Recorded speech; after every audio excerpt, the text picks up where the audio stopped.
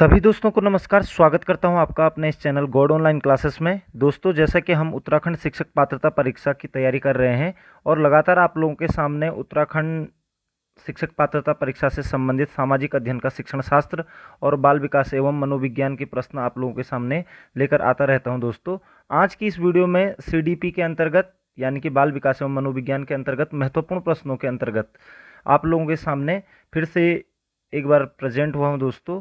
और ये लगातार दूसरी वीडियो है सीडीपी के ऊपर। इससे पूर्व की वीडियो आपको इसके डिस्क्रिप्शन में मिल जाएंगे और साथ ही साथ आपको जो सामाजिक अध्ययन के शिक्षण शास्त्र की वीडियो है वो भी आपके लगभग 23 वीडियो बन चुकी हैं, उनको भी आप लोग देख सकते हैं डिस्क्रिप्शन में, या फिर आप चैनल पेज पर जा करके भी देख सकते हैं। तो आज की इस वीडियो में आगे बढ़ने से पहले आप लोगों से एक छोटा सा अनुरोध रहेगा कि अगर आपने अभी तक चैनल को सब्सक्राइब नहीं किया है दोस्तों, तो चैनल को जरूर सब्सक्राइब कर लीजिएगा और अपने दोस्तों के साथ भी शेयर कीजिएगा जो उत्तराखंड शिक्षक पात्रता परीक्षा की तैयारी कर रहे हैं दोस्तों। तो बढ़ते हैं आज के पहले क्वेश्चन की ओर। पहला क्वेश्चन जैसा कि हम देख पा रहे हैं कि फ्रायड के अनुसार व्यक्तित्व संरचना की सही कोटि क्या है। तो आपको पता होना चाहिए दोस्तों कि जो सिगमंड फ्रायड हैं उन्होंने व्यक्तित्व के मनोविश्लेषण सिद्धांत दिया था, व्यक्तित्व का मनोविश्लेषण सिद्धांत दिया था। तो उनके अनुसार जो व्यक्तित्व की जो संरचना की जो सही कोटि है वो क्या थी। यहाँ पर ऑप्शन है अति अहम, इदम अहम, इदम अहम, अति अहम, या अहम अति अहम, या इदम इदम अति अहम अहम। तो दोस्तों, आपको पता होगा कि आपने इंग्लिश में पढ़ा होगा इड, ईगो और सुपर ईगो, जिसको कि हम हिंदी में क्या कहते हैं, इड को बोला जाता है इदम। उसके बाद ईगो, उसके बाद इड के बाद ईगो आता है, उसको हम अहम कहते हैं, और उसके बाद सुपर ईगो आता है तो उसको अति अहम कहा जाता है। तो इदम, अहम और अति अहम ये बिल्कुल इसकी क्या है, सही कोटि है दोस्तों। तो फ्रायड ने जो मनोविश्लेषण सिद्धांत दिया था व्यक्तित्व का, तो उसमें यही कोटि है कि सबसे पहले इदम आता है, उसके बाद अहम आता है, उसके बाद अति अहम आता है, या फिर इंग्लिश में भी आप अगर देखोगे तो इड, ईगो और सुपर ईगो दोस्तों। ठीक है, सुपर ईगो। तो इस तरीके से इसकी कोटि आती है। तो यहाँ पर आप लोग इस चीज़ को क्लियरली देख सकते हैं दोस्तों। नेक्स्ट क्वेश्चन पे चलेंगे। इदम, अहम व परा अहम किस संरचना के भाग हैं। ठीक है, तो इदम हो गया, अहम हो गया और परा अहम किस संरचना के भाग हैं। यहाँ पर ऑप्शन है मन के, व्यक्तित्व के, चेतना के, या रक्षात्मक मनोरचना के। तो इदम, अहम और परा अहम यानी कि इड, ईगो और सुपर ईगो जो एक संरचना है, ये है दोस्तों आपके व्यक्तित्व की। व्यक्तित्व के प्रकार हैं ये, जो कि सिगमंड फ्रायड के द्वारा दिए गए हैं। इससे पूर्व क्वेश्चन में भी हम इसको डिस्कस कर चुके हैं, इंपॉर्टेंट है, आ सकता है क्वेश्चन। ठीक है, नेक्स्ट क्वेश्चन पे चलते हैं। फ्रायड के अनुसार मूल प्रवृत्ति के दो मुख्य प्रकार हैं। तो मूल जो प्रवृत्ति होती है वो उसके दो प्रकार बताए हैं फ्रायड ने। तो वो कौन कौन से प्रकार हैं मूल प्रवृत्ति। यहाँ पर ऑप्शन है आक्रामकता एवं चिंता, अहम तथा परा अहम, इरोज तथा थैनेटोस, और इड तथा अहम। तो याद रखिएगा दोस्तों, जो प्रवृत्ति होती है, मूल प्रवृत्ति जो दो प्रकार की होती है, वो होती है एक इरोज प्रकार की और एक थैनेटोस प्रकार की होती है। ये भी सिगमंड फ्रायड ने कहा था। इरोज में क्या होता है कि आदमी अपने संबंधों में प्रेम लाने की कोशिश करता है और एकता के साथ रहना पसंद करता है। जबकि थैनेटोस क्या होता है, थैनेटोस एक मृत मूल प्रवृत्ति टाइप की होती है, यानी कि उसमें आदमी अपने संबंधों में कोई एकता लाने की कोशिश नहीं करता है और दूरी बनाने की कोशिश करता है।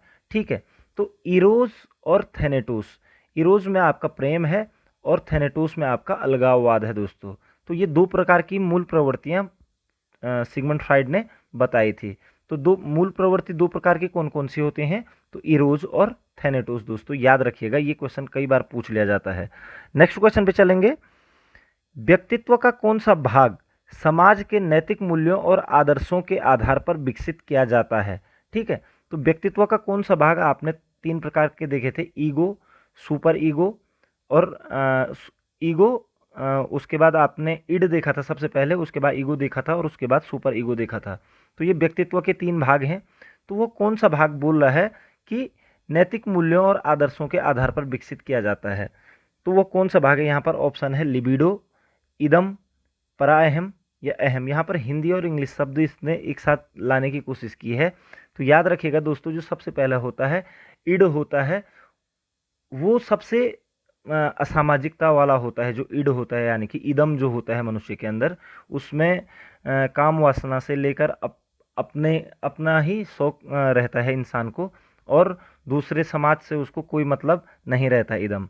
लेकिन जो ईगो होता है वो क्या करता है, वो उसको कंट्रोल करने की कोशिश करता है कि सामाजिक बनाने की ओर ले जाता है, मानवतावादी बनाने की ओर ले जाता है। ठीक है। और नैतिक मूल्यों और आदर्शों को जो पर जब विकास होता है, वो होता है आपका सुपर ईगो में। तो याद रखेंगे, जो नैतिक मूल्यों और आदर्शों का आधार पर विकसित किया जाता है समाज का जो भाग, वो है परा अहम, यानी कि जिसको हम इंग्लिश में कहते हैं सुपर ईगो दोस्तों। ठीक है। तो सुपर ईगो को ही हम परा अहम कहा कहते हैं। तो व्यक्तित्व का जो परा अहम वाला भाग है, वो समाज के नैतिक मूल्यों और आदर्शों के आधार पर विकसित किया जाता है दोस्तों। तो ये चीज़ आप लोग याद रखेंगे। नेक्स्ट क्वेश्चन पे चलते हैं। निम्न में कौन सा व्यक्तित्व का भाग तार्किक रूप से नियंत्रित है जो कि वास्तविकता के नियम पर आधारित है? तो तार्किक रूप से नियंत्रित है जो कि वास्तविकता के नियम पर आधारित है। यहाँ पर याद रखेंगे, यहाँ पर है परा अहम, इदम, अहम, लिबिडो। तो तार्किक रूप से नियंत्रित और वास्तविकता के नियम पर जो आधारित होता है दोस्तों, वो आपका होता है ईगो। ठीक है। यानी कि ईगो को हम क्या कहते हैं, अहम कहते हैं दोस्तों। ठीक है। तार्किक रूप से नियंत्रित और वास्तविकता के नियम पर जो आधारित होता है उसे हम अहम यानी कि ईगो कहते हैं। जबकि जो सुपर ईगो होता है वो आपके समाज में नैतिक और आदर्श विचार को बनाने में काम करता है दोस्तों। और तार्किक रूप से नियंत्रित और वास्तविकता के नियम पर जो आधारित होता है उसे अहम कहा जाता है। और जो जिसको समाज से कोई मतलब ही नहीं होता है, अपने से मतलब होना, वो आपका इदम कहलाता है। तो इन चीज़ों में आपको कंफ्यूज नहीं करना है। ठीक है। तो नेक्स्ट क्वेश्चन पे चलेंगे। इदम का ईगो पर हावी होने की स्थिति में व्यक्ति होता है, यानी कि जो इदम होता है यानी कि इड, इड का जो ईगो पर हावी होने की स्थिति में व्यक्ति होता है अनैतिक, वो असामाजिक, दबाव, दुश्चिंता या कुंठित। तो याद रखेंगे, अगर इदम जिसमें आदमी को कोई समाज से कोई लेना देना नहीं होगा तो इट मीन्स वो असामाजिक हो जाएगा, और नैतिकता की कोई बात नहीं रहेगी तो वो अनैतिक हो जाएगा। तो अगर इदम ईगो पर हावी हो गया तो व्यक्ति क्या हो जाएगा, अनैतिक और असामाजिक हो जाएगा दोस्तों। याद रखेंगे, अनैतिक व असामाजिक। नेक्स्ट क्वेश्चन पे चलते हैं।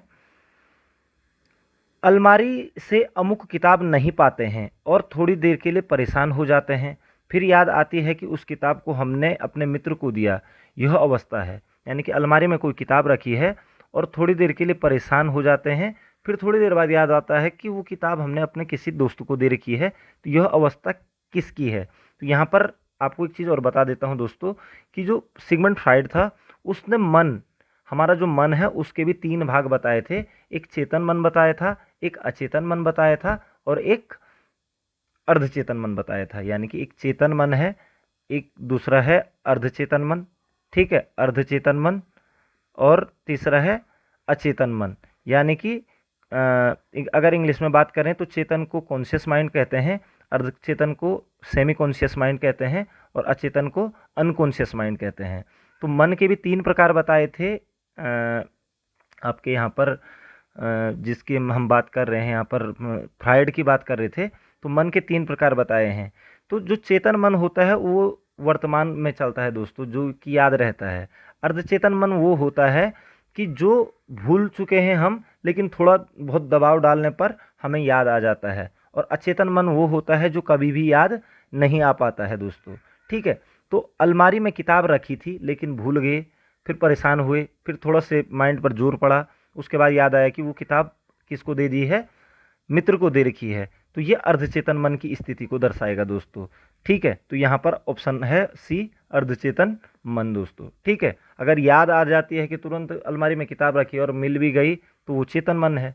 और याद ही नहीं आ रही है कि अलमारी में किताब रखी थी या किसी दोस्त को दी थी और वो कभी याद ही नहीं आ पा रहा है, तो इट मीन्स वो हमारे अचेतन मन में चला गया है। तो इससे आपकी पूरी चीज़ क्लियर हो चुकी होगी। यहाँ पर चेतन, कॉन्शियस, अर्धचेतन, सेमी कॉन्शियस, और अचेतन का मतलब जो होता है, अचेतन का मतलब होता है कि जो अनकॉन्शियस, यानी कि जो कभी याद ही नहीं आएगा दोस्तों। तो यहाँ से क्वेश्चन बनने के पूरे पूरे चांस होते हैं आप लोगों के सामने। नेक्स्ट क्वेश्चन पे चलेंगे।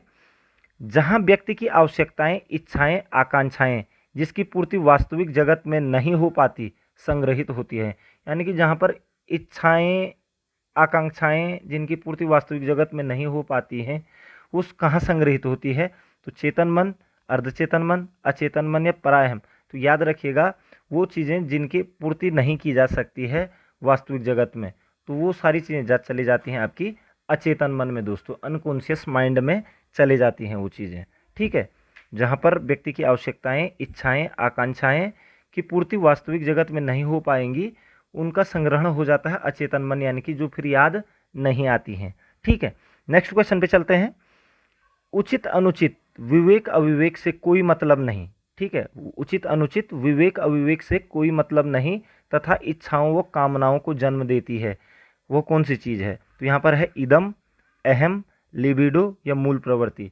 तो आपको पता है दोस्तों कि अभी हमने जब व्यक्तित्व की बात करी थी तो उसमें 3 प्रकार की बात हुई थी, इड, ईगो और सुपर ईगो। तो इड जो होता है यानी कि जिसको कि हम हिंदी में इदम कहते हैं, इदम में उचित अनुचित, विवेक अविवेक से कोई मतलब नहीं होता है और इच्छाएं व काम वासनाओं का जन्म होता रहता है उसके शरीर में, तो ये इड में होता है दोस्तों। ठीक है, और इड को कंट्रोल कौन करता है? ईगो करता है दोस्तों, जो कि वास्तविकता के नियम पर चलता है और नैतिक और आदर्श मूल्यों पे चलेगा आपका सुपर ईगो, जिसको कि हम परा अहम कहते हैं। तो ये चीज़ें अब आप लोगों को काफ़ी समझ में आ चुकी होंगी क्योंकि काफ़ी सारे क्वेश्चन मैं आप लोगों के बीच में ले आया। नेक्स्ट क्वेश्चन पे चलेंगे। कौन सिद्धांत व्यक्त करता है कि मानव मस्तिष्क एक बर्फ की बड़ी चट्टान के समान है जो कि अधिकांशतः छिपी रहती है एवं उसके चेतन के 3 स्तर हैं? तो आपको पता है दोस्तों कि जब सिगमंड फ्राइड ने मनोविश्लेषणात्मक सिद्धांत दिया था तो उन्होंने उस जो मन के जो प्रकार हैं यानी कि कॉन्शियस, सेमी कॉन्शियस और अनकॉन्शियस माइंड की जब उन्होंने बात करी थी तो उन्होंने इस तरीके से समझाया था कि एक बर्फ़ की झिल्ली है जो वो आधी किस में है? पानी में डूब रखी है। ठीक है, ये डूब रखी है और आधा क्या है? आधा पानी से बाहर रहता है। तो जो आधा पानी से जो बाहर रहता है उसे ही हम क्या कहते हैं? चेतन मन कहते हैं। उसे हम क्या कहते हैं? चेतन मन कहते हैं। जो बिल्कुल पानी से हल्का पानी से लगा हुआ है और हल्का ऊपर है उसे हम अर्धचेतन मन कहते हैं, यानी कि जो याद दिलाने पर याद आ जाती है। और जो पानी में बिल्कुल डूब रखी है नीचे वाला पोर्शन, इसे ही हम क्या कहते हैं?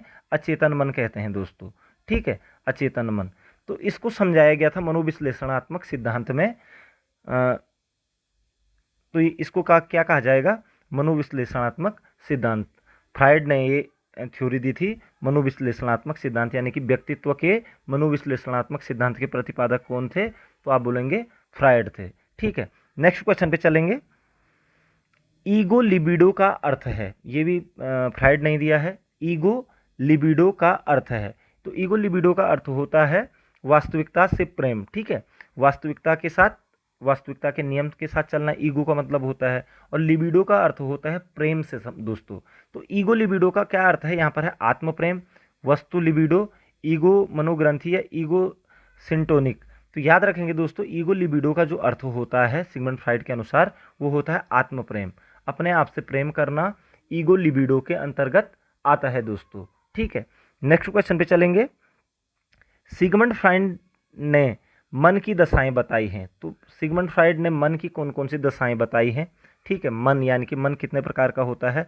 ठीक है, यहाँ पर इदम, अहम, परम अहम।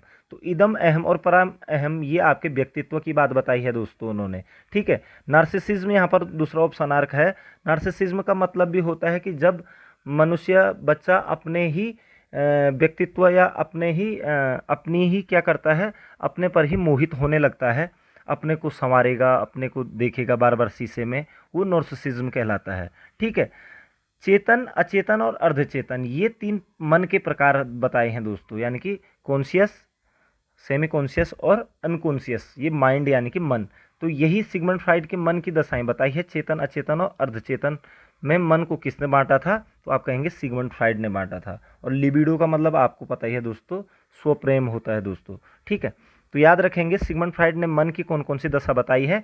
चेतन, अचेतन और अर्धचेतन। जबकि इदम, अहम और परा अहम व्यक्तित्व की कोटियां हैं। ठीक है, यानी कि व्यक्तित्व के प्रकार हैं। इदम प्रकार का व्यक्तित्व होता है, अहम प्रकार का व्यक्तित्व होता है और परम अहम यानी कि सुपर ईगो। ठीक है, वो आपके व्यक्तित्व के मनोविश्लेषणात्मक सिद्धांत में बताया है सिगमंड फ्राइड ने। तो इनमें कंफ्यूज नहीं करेंगे दोस्तों आप। नेक्स्ट क्वेश्चन पे चलेंगे। वाइगोत्स्की के अनुसार बच्चे स्वयं से क्यों बोलते हैं? तो वाइगोत्स्की के अनुसार बच्चे स्वयं से क्यों बोलते हैं? बच्चे, ऑप्शन है, बच्चे अपने प्रति वयस्कों का ध्यान आकर्षित करने के लिए बोलते हैं, बच्चे स्वभाव से बहुत बातूनी होते हैं, बच्चे अहं केंद्रित होते हैं, और बच्चे अपने कार्य को दिशा देने के लिए बोलते हैं। तो वाइगोत्स्की का आपने सामाजिक सांस्कृतिक विकास का सिद्धांत पढ़ा है दोस्तों, ठीक है। तो वाइगोत्स्की मानते हैं कि जो बच्चे अपने से स्वयं जो बात कर रहे होते हैं, तो वो कहीं ना कहीं अपने कार्य को क्या दे रहे होते हैं, एक दिशा देने के लिए बोलते हैं, अपने कार्य को आगे बढ़ाने के लिए अपने आप से बोलते हैं। ये वाइगोत्स्की के अनुसार है। और वाइगोत्स्की ने कौन सा सिद्धांत दिया था? सामाजिक सांस्कृतिक सिद्धांत दिया था दोस्तों, ठीक है। नेक्स्ट क्वेश्चन पे चलेंगे। लेव वाइगोत्स्की के अनुसार संज्ञानात्मक विकास का मूल कारण है। तो लेव वाइगोत्स्की के अनुसार संज्ञानात्मक विकास का मूल कारण क्या है? मैं आप लोगों को ऑलरेडी बता चुका हूं कि लेव वाइगोत्स्की ने सामाजिक सांस्कृतिक विकास का सिद्धांत दिया है। तो उसके अनुसार संज्ञानात्मक विकास का जो भी पहलू होगा वो सामाजिक या सांस्कृतिक ही होगा। तो ये चीज़ आप याद रख लीजिए, यहाँ से क्वेश्चन जरूर बनेंगे। और कहीं पर भी अगर लेव वाइगोत्स्की नाम आता है तो वो जरूर सामाजिक सांस्कृतिक से जुड़ा हुआ होगा। तो यहाँ पर क्वेश्चन है कि लेव वाइगोत्स्की के अनुसार संज्ञानात्मक विकास का मूल कारण क्या है? तो यहाँ पर ऑप्शन है संतुलन, सामाजिक अन्योन्य क्रिया, मानसिक प्रारूपों का समायोजन, उद्दीपन अनुक्रिया युग्मन। तो सीधा सीधा संज्ञानात्मक विकास का मूल कारण लेव वाइगोत्स्की के अनुसार सामाजिक अन्योन्य क्रिया के द्वारा होता है दोस्तों, यानी कि सामाजिक क्रिया के ही द्वारा उसका संज्ञानात्मक विकास भी होता है। ये चीज़ आप लोगों को अपने माइंड में रख लेनी है। लेव वाइगोत्स्की जहाँ दिखेगा वहाँ सामाजिक क्रिया या सांस्कृतिक क्रिया जरूर होगी दोस्तों, ठीक है। नेक्स्ट क्वेश्चन पे चलेंगे। डैश के अनुसार बच्चों के चिंतन के बारे में सामाजिक प्रक्रिया तथा सांस्कृतिक संदर्भ के प्रभाव को समझना आवश्यक है। किसके अनुसार बच्चों के चिंतन के बारे में उनके सामाजिक प्रक्रिया तथा सांस्कृतिक संदर्भ के प्रभाव को समझना आवश्यक है? तो सामाजिक प्रक्रिया और सांस्कृतिक संदर्भ के विकास का जो नियम दिया था दोस्तों, ये चीज़ मैं इससे पहले कह चुका हूँ, और वो दिया था सामाजिक और सांस्कृतिक विकास का सिद्धांत जो दिया था वो लेव वाइगोत्स्की ने दिया था। क्योंकि सामाजिक और सांस्कृतिक आ गया है, आपका आंसर हो जाएगा लेव वाइगोत्स्की। इतने ईजिली आप इस क्वेश्चन के आंसर को वहाँ पर आंसर कर सकते हैं। नेक्स्ट क्वेश्चन पे चलेंगे। जोन ऑफ प्रोक्सिमल डेवलपमेंट यानी कि समीपस्थ विकास का क्षेत्र ZPD का प्रत्यय दिया गया। तो ZPD का प्रत्यय किसने दिया है? ठीक है, तो जोन ऑफ प्रोक्सिमल डेवलपमेंट यानी कि समीपस्थ विकास का क्षेत्र कहते हैं इसको हिंदी में, ठीक है। ये प्रत्यय दिया था आपका बच्चों को सीखने के लिए लेव वाइगोत्स्की ने दोस्तों। वाइगोत्स्की के द्वारा दिया गया था ZPD, यानी कि वाइगोत्स्की का मानना ये था कि बच्चे जो खुद से सीख सकते हैं और जो अपने से अन्य ज़्यादा जानकार वाले व्यक्ति से सीखते हैं, उसके जो बीच का जो क्षेत्र होता है उसको ZPD कहा जाता है। यानी कि बच्चा खुद से कुछ काम करता है और उसके बाद बच्चे से ज़्यादा जानकार आदमी उसे और कुछ बताता है, तो उन दोनों कामों के बीच का जो भाग होता है उसे ही ZPD कहा जाता है, यानी कि प्रोक्सिमल डेवलपमेंट कहा जाता है उसको, जोन ऑफ प्रोक्सिमल डेवलपमेंट, ठीक है।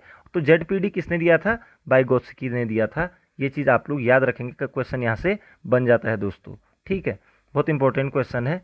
नेक्स्ट क्वेश्चन पे चलेंगे। पियाजे ने विकास को नियंत्रित करने वाले जैविक कारकों को महत्व दिया। ठीक है, आपको पता ही है दोस्तों, जीन पियाजे ने संज्ञानात्मक विकास में जैविक कारकों को महत्व दिया था, ठीक है, जबकि वाइगोत्स्की ने इसके महत्व का कारण बताया। अब वाइगोत्स्की का सिद्धांत ही आपको पता है कि सामाजिक सांस्कृतिक विकास का सिद्धांत है। जीन पियाजे ने संज्ञानात्मक विकास में जैविक कारकों को महत्व दिया था, तो वाइगोत्स्की सीधा सीधा किसको देगा? यहाँ पर ऑप्शन है चिंतन प्रक्रिया, सामाजिक संपर्क, भौतिक कारक या पर्यावरणीय कारक। तो आपका आंसर हो जाएगा वाइगोत्स्की है, तो सामाजिक संपर्क को सबसे ज़्यादा महत्व दिया था वाइगोत्स्की ने दोस्तों, ठीक है, बहुत इंपॉर्टेंट है। और अगर एक बार हम समझने की कोशिश करते हैं तो बहुत ईजी हो जाता है दोस्तों ये हमारे लिए। नेक्स्ट क्वेश्चन पे चलेंगे। एक 3 वर्षीय बच्चा कहता है कि गेंद दौड़ रही है, ठीक है, एक 3 वर्षीय बच्चा क्या कह रहा है कि गेंद दौड़ रही है, इसे पियाजे ने क्या कहा है? तो आपको पता है दोस्तों, पियाजे ने संज्ञानात्मक विकास का सिद्धांत दिया था और बौद्धिक विकास की उसने 4 अवस्थाओं का भी वर्णन किया था दोस्तों, ठीक है। तो एक गेंद दौड़ रही है, गेंद दौड़ती नहीं है दोस्तों, गेंद जबकि क्या है, गेंद है आपकी निर्जीव, और दौड़ने का काम कौन करेगा? सजीव करेगा, यानी कि निर्जीव में सजीवता को देखा जा रहा है। ठीक है, तो एक 3 वर्षीय बच्चा कहता है कि गेंद दौड़ रही है, इसे प्याजे ने क्या कहा? यहाँ पर ऑप्शन है संरक्षण, जीववाद, वातावरण या विलोमीयता। तो याद रखेंगे दोस्तों, जीववाद उसे ही कहा जाता है जब निर्जीव में सजीवता देखी जाती है, यानी कि जब निर्जीव में जीवन देखा जाता है दोस्तों। ठीक है, तो गेंद दौड़ नहीं रही है, गेंद दौड़ रही है, यानी कि दौड़ना सजीवता के अंतर्गत आता है, तो इसको जीववाद कहा है प्याजे ने। याद रखिएगा, ये इस टाइप का एक क्वेश्चन पिछली वीडियो में भी मैंने आप लोगों को बताया था कि एक 3 वर्षीय बच्ची डेली हमेशा अपनी गुड़िया को क्या करती है? कपड़े पहनाती है, उसके नए नए कपड़े बदलती रहती है। तो ये प्याजे ने इसको क्या कहा है? जीववाद कहा है, यानी कि उसने निर्जीव में सजीवता को देखा है। ठीक है, तो याद रखेंगे दोस्तों, निर्जीव में सजीवता को देखना ही जीववाद कहलाता है, जो कि प्याजे के अनुसार है दोस्तों। ठीक है, नेक्स्ट क्वेश्चन पे चलते हैं। वाइगोत्स्की के अनुसार बच्चे सीखते हैं, तो वाइगोत्स्की के अनुसार बच्चे सीखते हैं, यहाँ पर है वयस्कों और समवयस्कों के साथ परस्पर क्रिया से, जब पुनर्बलन प्रदान किया जाता है, सी है परिपक्व होने से या अनुकरण से। तो यहाँ पर अब आप कहेंगे कि वाइगोत्स्की आ गया है और सामाजिक शब्द तो कहीं पर आया नहीं है दोस्तों। तो सामाजिकता कहीं ना कहीं वयस्क और समवयस्कों से ही मिल करके बनता है समाज। ठीक है ना, वयस्क लोगों से और समवयस्क से या फिर अपने से छोटों से। तो वाइगोत्स्की के अनुसार बच्चे कहाँ सीखेंगे? वयस्कों के साथ और अपने समकक्षों के साथ, यानी कि समवयस्कों के साथ परस्पर क्रिया से। तो ये इसका आंसर हो जाएगा। तो इतना थोड़ा सा हमको दिमाग लगाना है कि वाइगोत्स्की ने सामाजिकता की बात करी है, तो समाज के अंदर वयस्क और समवयस्क मिल जाएंगे उसको। ठीक है दोस्तों, नेक्स्ट क्वेश्चन पे चलेंगे। बच्चे का सामाजिक सांस्कृतिक विकास सामाजिक अंतःक्रियाओं से विकसित होता है, यह कथन किसका है? तो इसको मेरे को बताने की ज़रूरत नहीं है, बार बार इस तरीके के क्वेश्चन पूछे जाते हैं, इसलिए मैंने ये ज़्यादा क्वेश्चन रखे हुए हैं दोस्तों।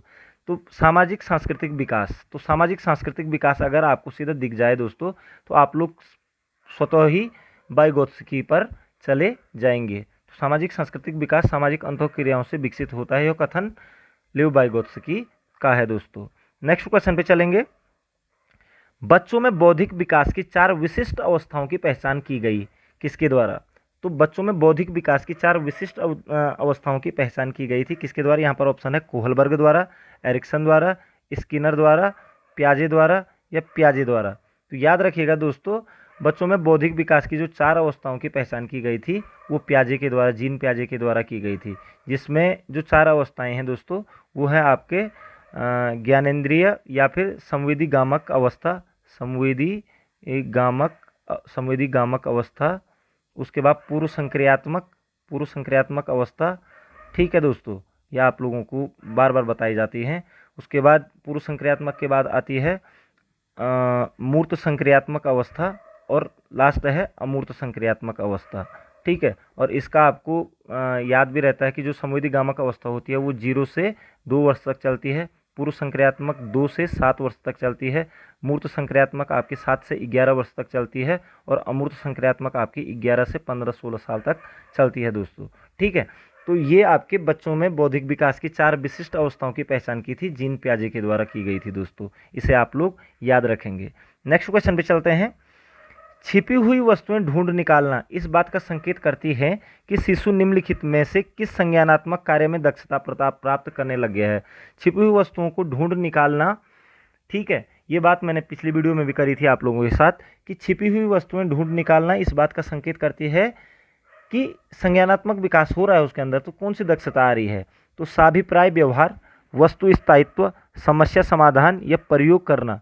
तो याद रखिएगा दोस्तों, छिपी हुई वस्तुओं को ढूंढ निकालने की जो प्रवृत्ति होती है उसे हम क्या कहते हैं? वस्तु स्थायित्व कहते हैं दोस्तों। ठीक है, और वस्तु स्थायित्व का गुण जो होता है वो संवेदी गामक अवस्था, यानी कि 0 से 2 वर्ष की जो अवस्था होती है दोस्तों, जो अभी मैंने आपको बताई थी, संवेदी गामक अवस्था 0 से 2 वर्ष की, इसी में आपका होता है वस्तु स्थायित्व का गुण। तो कई बार पूछ लिया जाता है कि वस्तु स्थायित्व का गुण कब स्थापित होता है बच्चों में, तो आप कहेंगे संवेदी गामक अवस्था में, जो कि 0 से 2 वर्ष के बीच होती है और विशेषकर 7-8 महीने में वस्तु स्थायित्व का गुण स्थापित होने लग जाता है बच्चों के अंतर्गत दोस्तों।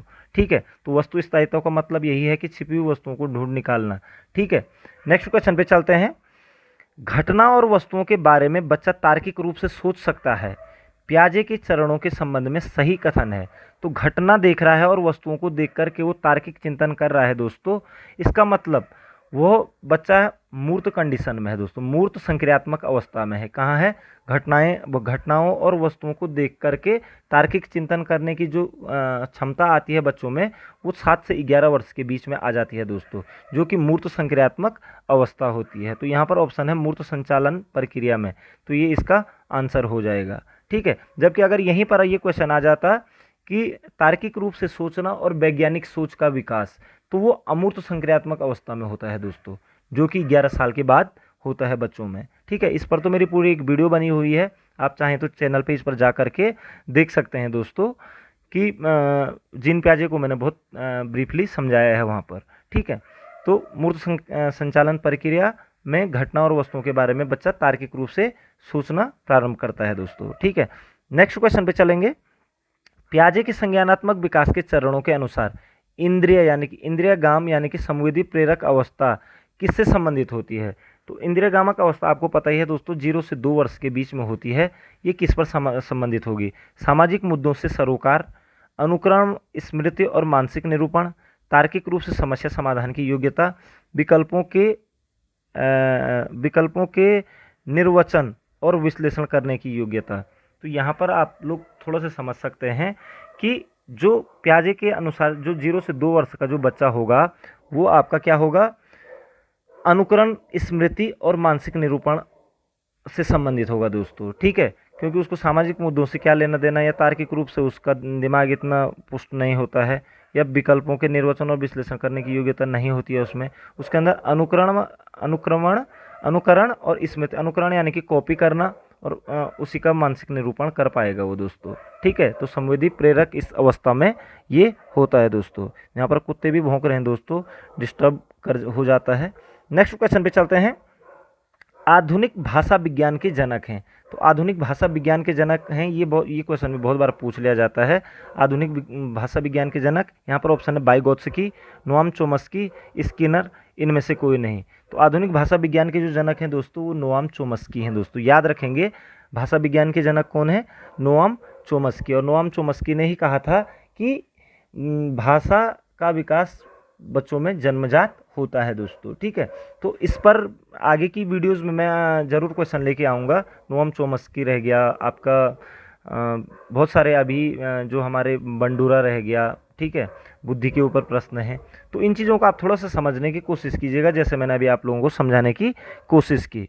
तो आपका समय शुभ हो दोस्तों, मिलते हैं नेक्स्ट वीडियो में। जय हिंद,